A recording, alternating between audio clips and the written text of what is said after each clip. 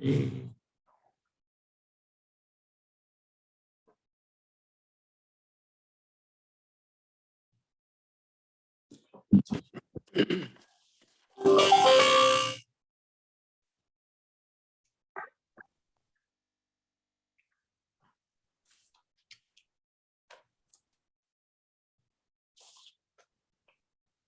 Jay, I don't see anyone from the Conservation Commission yet.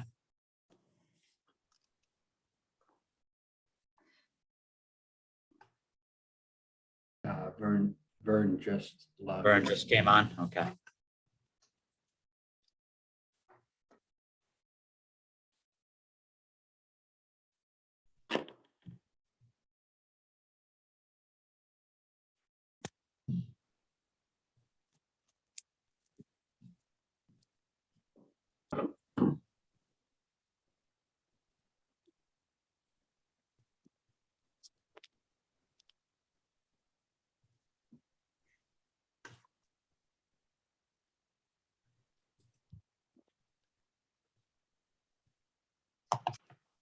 If we have Rich and John, Rich is coming back in.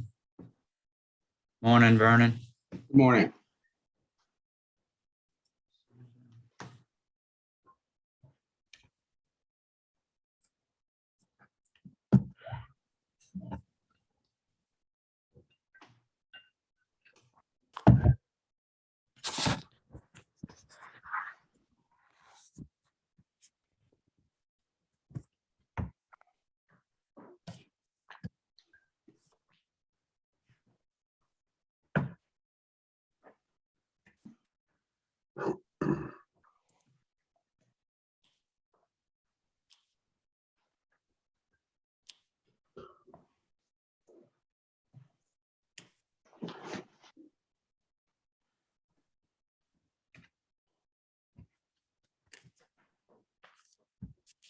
Right, good morning, everyone. I have 9:02 a.m. on February 9th, 2002. I'd like to welcome you to the Technical Review Committee, scheduled for Wednesday, February 9th at 9 a.m. We have one primary agenda item.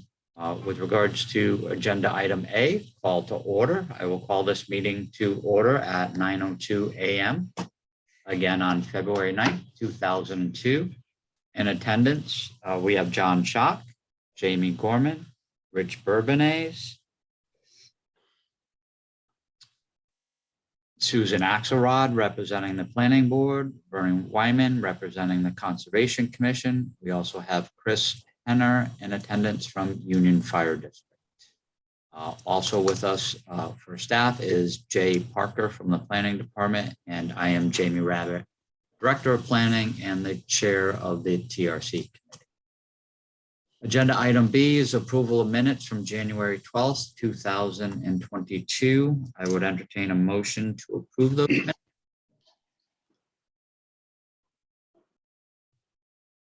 Make that motion. Thank you, Susan. Do I hear a second? I'll second Jamie Gorman. Thank you. Is there any discussion on the minutes? Hearing no discussion, all those in favor of approving the minutes for January 12th, 2022 signify by saying aye. Aye. Aye. Anyone opposed? Any opposition? Excuse me, any abstentions? Hearing none, the motion passes. Agenda item C is TRC minor review. We have nothing before us today. Under agenda item D, TRC advisory review. Item number 1, preliminary plan, comprehensive permit, major land development, Matunic Beach Road condominiums. Proposed development of a 12-unit condominium complex consisting of 6 duplex structures containing 2 residential dwelling units each, for a total of 12, and associated site improvements, AP 92-2, Lot 56, located off Matunic Beach Road Partners, LLC. I know we have Stephen DeSimone and Doug DeSimone as applicants, as well as Chris Duhamel and John Shevlin representing the applicants. So I'm not sure, Chris, if it's over to you or Yeah, Doug. Jamie, if I could start. Yes, sure. Just to give a status report as to where Capri Engineering, the civil site design is currently. We had received revised architectural plans that allowed for a smaller footprint, a tighter configuration on site to have less disturbance, to meet the requirements of the planning department and their review of the architectural plans. So that tighter footprint moved the buildings, keeping the 25-foot minimum setback, moved the buildings closer together. It in turn required that the septic systems be moved. 5 out of the 6 septic systems were moved greater than 10 feet. With that, we submitted to DEM for a revised permit approval. We have that now of all the exact locations that the septic systems will fall on. So we have revised septic approvals. Also, a major change or significant change is the entrance location of the development. We worked with PAR Engineering on moving the entrance from the northern boundary of the site along Matunic Beach Road to the southern boundary of the site. This would improve the site distances and address some of the concerns raised by engineering. And John Shevlin is here today to go over that in greater detail. But with that, we are revising the entrance design from station 0 to 1+50. It doesn't affect the low point in the drainage that was proposed and submitted, but it does affect, of course, the horizontal vertical alignment and the parking on that southern boundary. So we're rearranging the center line and moving the parking to the northerly fit side of that entrance road. So there's engineering that's ongoing now to show that revision, and once approved for the site distance, we'll finalize that design. And then lastly, the peer review of the site drainage was received on January 18th. Just after the last TRC meeting. We've gone through the comments. I've called GZA to clarify their request in a couple of the items. So we're for additional modeling, essentially additional modeling of the offsite drainage flow to the Mary Carpenter plat to show to their concerns that we're addressing any retention from existing conditions with a vegetative mat that exists along the southerly boundary. And we're modeling the level spreader that was sized to DEM requirements, but we're adding that to the model to show the retention or the flow, the cubic feet per second flow that would discharge to the Mary Carpenter development, show that it's equal to what it was in pre-development. So that analysis is being finalized. We anticipate having the revised alignment completed, the revised stormwater analysis completed by the end of this week, and with an eye towards having a meeting with the town engineer, Rich Urbanize, and GZA, the peer consultants, for the following week to resolve or to go over the plans and answer any questions that might come up from this revised submission. So we don't have anything today to go over with the TRC committee unless there's questions that are raised that are new, but we're going to address the GZA questions, the town engineer questions in writing, and we're going to submit revised entrance design plans once Power Engineering receives your approval for that revised location. So that's my status update, and I hope to have a meeting next week and with GZA and the town engineer. Thank you, Mr. Duhamel. You did mention that you have Mr. Shevlin representing R to discuss the relocation and of the drive entrance and the implications on site distance and safe stopping distance. Or be Yes. a point. Cool. Morning, everybody. John Sheldon from Park Corporation. So yeah, as Chris mentioned, we've been working with them as far as relocating the driveway into the site. They have moved it further to the south, more towards the property line. And I'm just going to share my screen just to show in regards to meeting the stopping site distance. Based on the speed study that we've done, we need a stopping site distance of 210 feet. I think at the last meeting, we talked about how you can see clearly down in both directions on Matuna Beach Road, but it was just talking in regards to stopping site distance, being able to, needing to look over the adjacent property line. And let me just share the screen here so I can talk to you a little bit more detail. Is that showing up?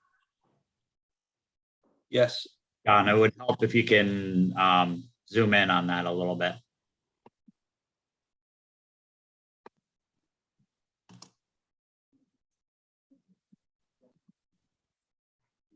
And John, just before you proceed, I will email that PDF to Mr. Schock, and I have Susan's email, so I can send it to John, Rich, Jamie, real quickly. Go ahead. Okay. So, based on the speed study that we've done, we found that the 85th percentile speed was 31 miles an hour. Which requires a stopping site distance of 210 feet. And the stopping site distance is the distance in regards to somebody appeal to apply their brakes and come to a stop to avoid any collision. So what we want to show here in regards to where the property lines are, vehicle traveling on Matunic Beach Road certainly has the sight lines in order to be able to ensure that they can go ahead and stop in plenty of time without, with avoiding any collision. So, we showed it both in northbound and southbound direction. You certainly can see further up the roads in both directions, but we just want to show what the restrictions that we have with the property lines that we're able to meet AASHTO requirements. So this is basically just what we're showing here in the for the northbound, southbound. I don't know why I did that. Northbound, southbound direction where the driveways are, just in each direction, showing that we can get to 210 feet.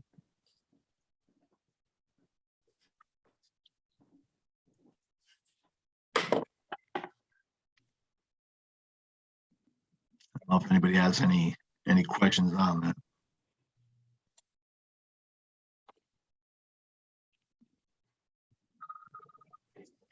Just, again, Jamie Rabbit, Director of Planning. Mr. Shevlin, just a quick question, and you may only gain a few feet if that car was pushed back into the access drive. You probably have a few feet to spare on that sidewalk. Yes.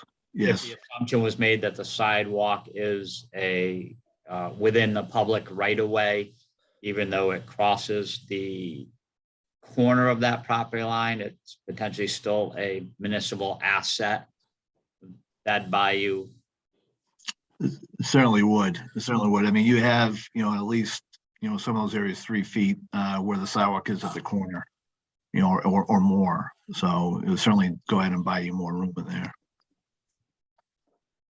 I know it doesn't change the geometry that much, but 4 or 5 feet could make a difference. Mm-hmm. Correct. Okay. I'll just go around the room. John Schock, you have questions or anything to add? Yeah, my only thing with the site distances, is that a realistic representation that the vehicle has its nose out into the travelway for the site distance? I mean, to me, they're going to be stopped. The front of the vehicle will probably be at the back of the sidewalk. Isn't that going to reduce the site distance? But John, the site distance is for the driver who's approaching it. There is an obstacle in the roadway.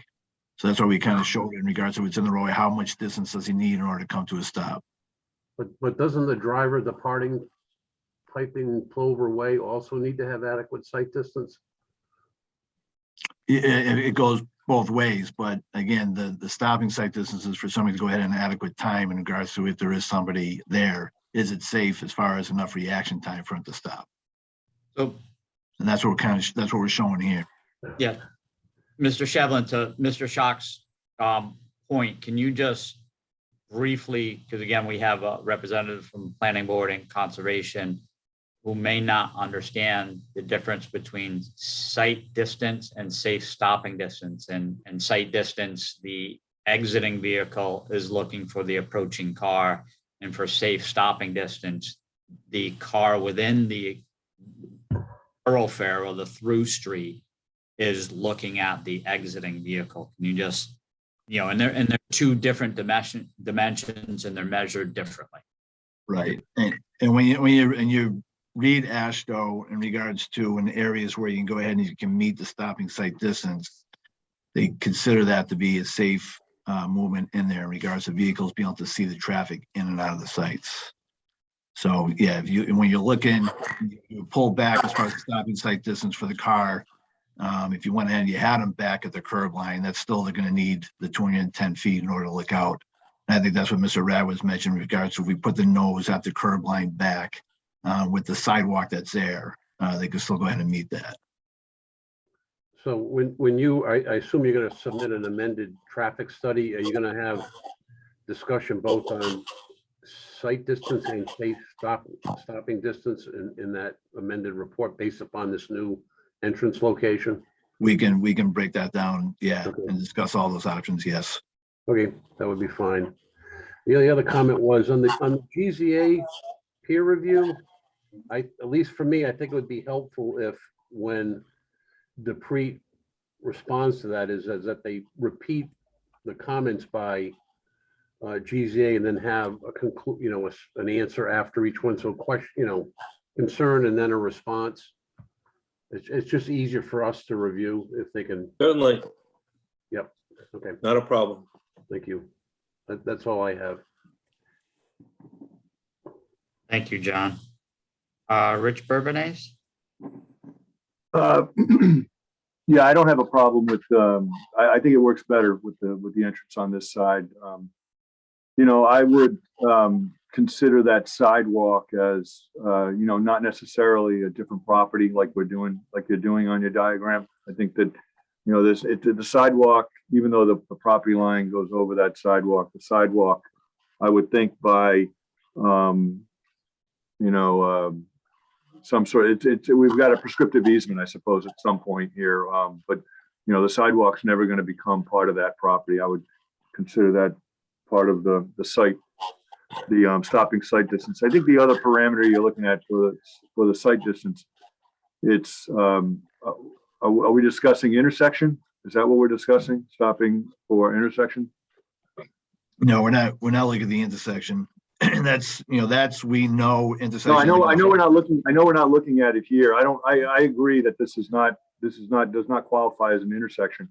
But when you say sight distance and some sort of different parameter, I'm not sure what that even means.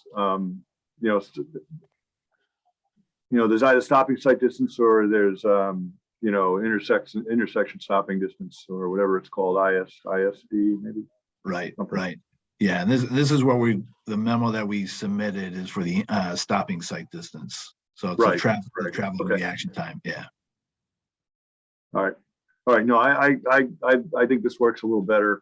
It certainly works better if you're, what its purpose is if you're on Matuna Beach Road, you're coming around the bend, you're going to be able to see this much easier than you are on the other side. So thank you. Thank you.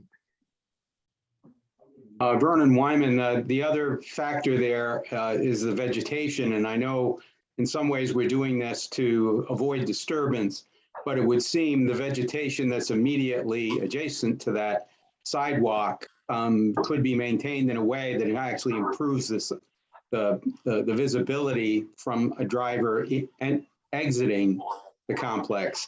and the adjacent roadway. So it isn't clear, obviously, from overhead what the height of those and what the condition of the plant materials are there, the natural plant materials. But that could be a factor in the practical aspect of seeing the traffic as you approach Batunic Beach Road. Yep, Jamie Rabbit, Planning Director. John or Chris or perhaps one of the applicants can discuss, to Vern's point, vegetation within your property is proposed to be removed along the entrance, and also in discussions, at least at the staff level, you were proposing to clean up the vegetation in the town right away to the north. Absolutely, Jamie. Chris Duhamel, Sitting right. go ahead, Steve. Well, I'll go. Steve DeSimone, applicant. That's right, Jamie. We did talk about obviously keeping our vegetation back. I think we have it back 30 feet on the plan. I'd have to double check that, but have it be, mowed and maintained grass. And we've also offered to maintain the town's right of way north of us up to Holden Road, which would improve their site distances at Holden Road, and all of this would also improve your site distance out of the South Kingstown Town Beach there. So we're happy to do that, and anything to make it safer is fine with us.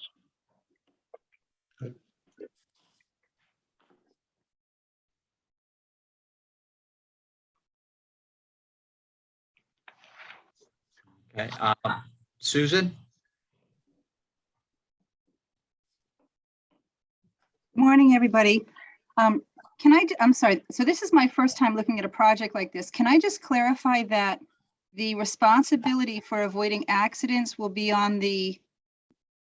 more heavily on the cars that are on the roadway than on the car exiting the drive? That it's not about the distance that your tenants can see, but it's about the oncoming traffic? Is that how this works? Suzanne, it's on both on the drivers. I mean, we looked at the early on the intersection design, site distance, and that was, you can see down in both directions pretty far along both roadways right now. It's hard to see out there right now without it cleared, but I think some of it's been cleared, but you can see on those roadways both ways. But we just wanted to show that with the stopping site distance, there is enough reaction time in order for a driver go in and be able to avoid any collisions. So. Okay, thank The you. the sight lines in both directions are pretty good. And you also have the vegetation cleared enough that drivers exiting the property will be able to see pedestrians on that sidewalk before they pull out, correctly? Like pedestrians will be visible? Yeah, I think as Mr. DeSimone was mentioning that, the vegetation in front of the property will will be cleared and be mostly mowed as far as anything that's going to affect any sight lines. Okay. So with the driveway, how close is the driveway to the property line on the southern edge? And will there be some buffer along some part of that, or will it be clear? I don't have the plan in front of me. Will it be clear back to where it bends the drive? Sorry, could you pull back up the new plans for the driveway? Jay? I Oh, Jay's not here. I think that was, I think John Shevlin had that shared the screen. I don't have a copy of that. It's an 8-foot shoulder that's proposed at this point to allow for some grading and mostly maintenance of that vegetation. It's not right on the boundary. It's 8 feet off.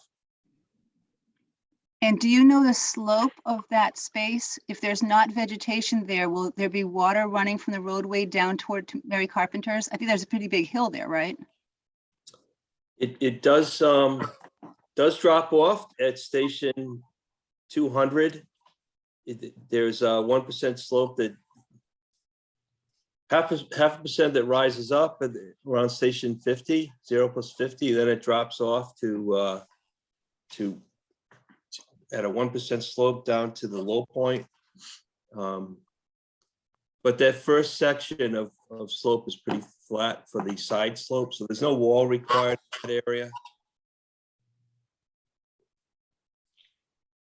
The comment I heard early on is that if there's some consensus on this driveway relocation, that the drainage and grading associated with this will be incorporated into the analysis, and you'll accommodate any stormwater runoff. Yes, exactly. GZA has focused on the, or raised concerns on the discharge to Mary Carpenter from the level spreader, from the grassed areas in back of the homes.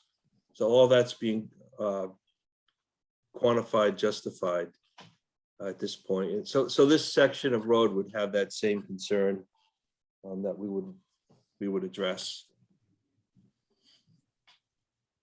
After the property line, Susan, you're right, it does drop dramatically, like 4 to 6 feet from the Mary Carpenter land. But there's no wall needed at the property line. It drops after the property line. Sorry, I'm just trying to understand. If you are grading it flat to put the roadway in, and then it drops straight off, there won't be anything there to prevent the water from running from that roadway straight down into that first house, which I think is sitting in sort of like a little bowl there. It is a bowl. It's quite a drop. So there's So- no room there for a buffer or any sort of thing to catch all of that runoff from running down into Mary Carpenter's? The curb line would catch any impervious water discharged away from that to the infiltration structures.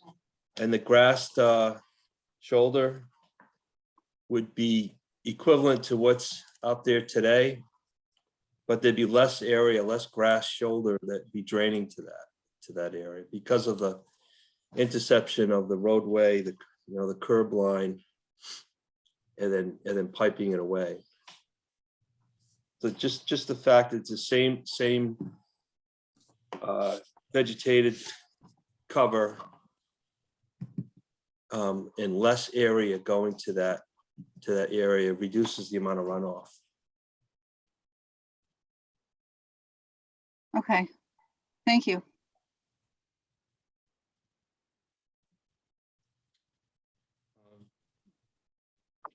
Chris?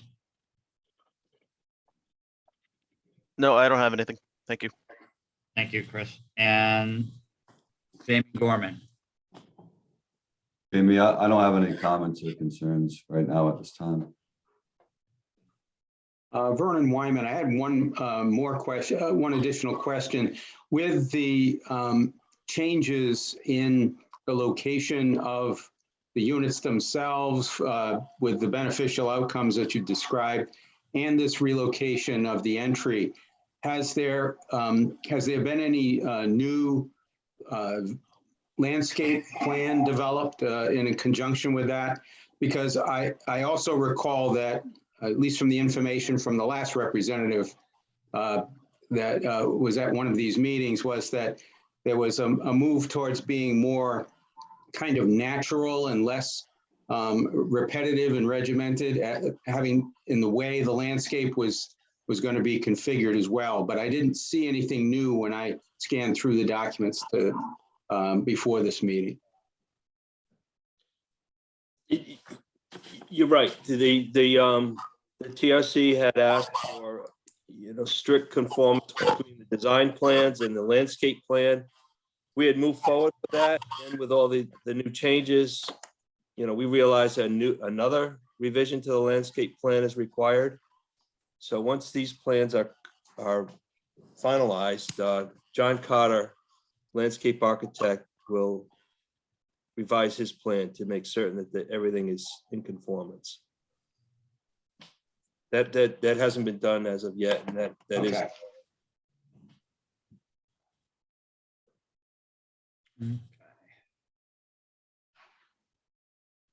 I'll just go around the tiles again. I won't call anyone out. Does anyone else on the TRC have any additional questions or comments for the applicant and or the applicant's representatives at this time?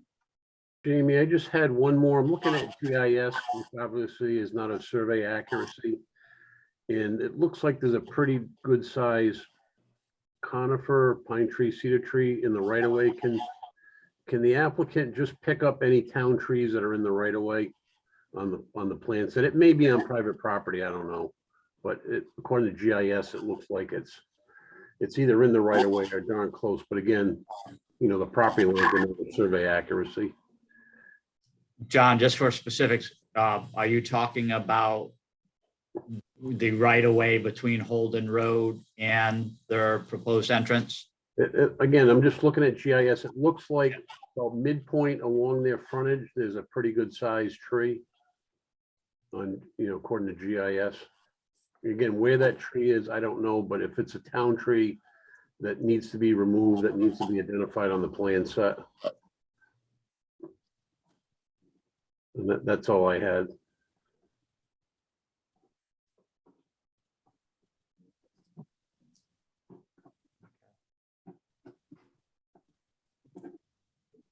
All right.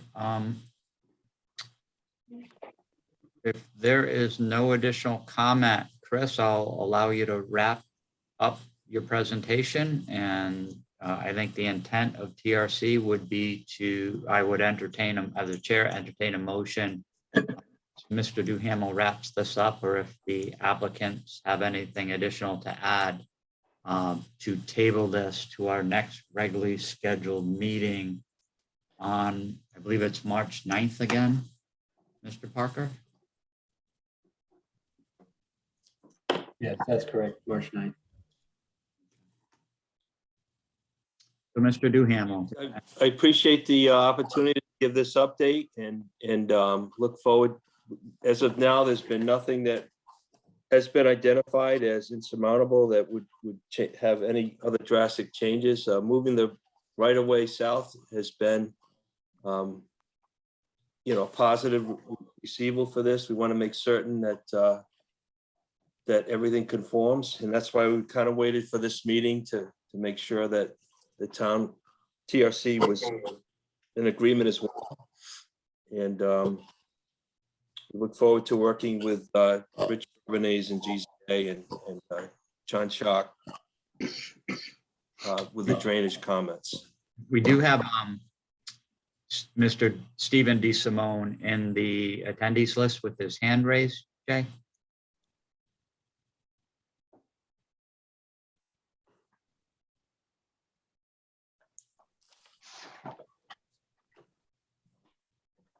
Hi, Stephen DeSimone. Sorry, guys, my Zoom crashed.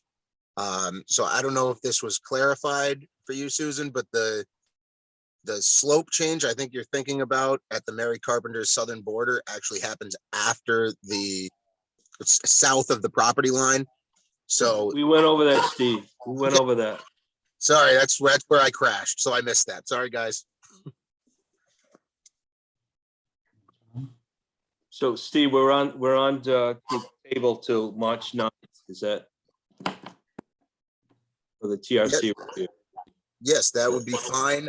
We were also hoping, I don't know if this is possible, but we'd like to try and get on the planning agenda for later in March, if that's at all possible, because we feel very strongly that we'll be completed with all of our revisions this week, which means we should have plenty of time to look over them in the next month before the next TRC meeting, and then we should be ready for a planning board meeting. But obviously, that's up to the planning board. Again, the planning board, along with staff, is looking at the middle to end of March for a special meeting. Perfect. For Yep. this. Again, sorry, I missed quite a bit. I apologize. No, that is fine. Okay. To go to the order, I would entertain a motion to table this to the TRC's next regularly scheduled meeting on March 9th. Do I hear a motion? Thank you, John Shock. Do I hear a second? Second. Thank Vern you. Wyman. All those in favor of tabling the agenda item D1, Matunic Beach Road condominiums, signify by saying aye. Aye. Aye. Any opposed? Any abstentions? Hearing none, the motion passes. Thank you. Thank you all. Thank you. Our next agenda item is E, adjournment. I would entertain a motion to adjourn. So move.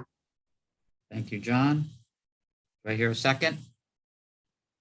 I'll second, Jamie. Thank you, Jamie Gorman. All those in favor of adjournment signify by saying aye. Aye. Aye. Motion passes. Thank you, everyone, for your attendance this morning, especially Susan and Vern for volunteering and being active and available. Thank you, everyone. Bye, everybody. Thank you. Have a good day.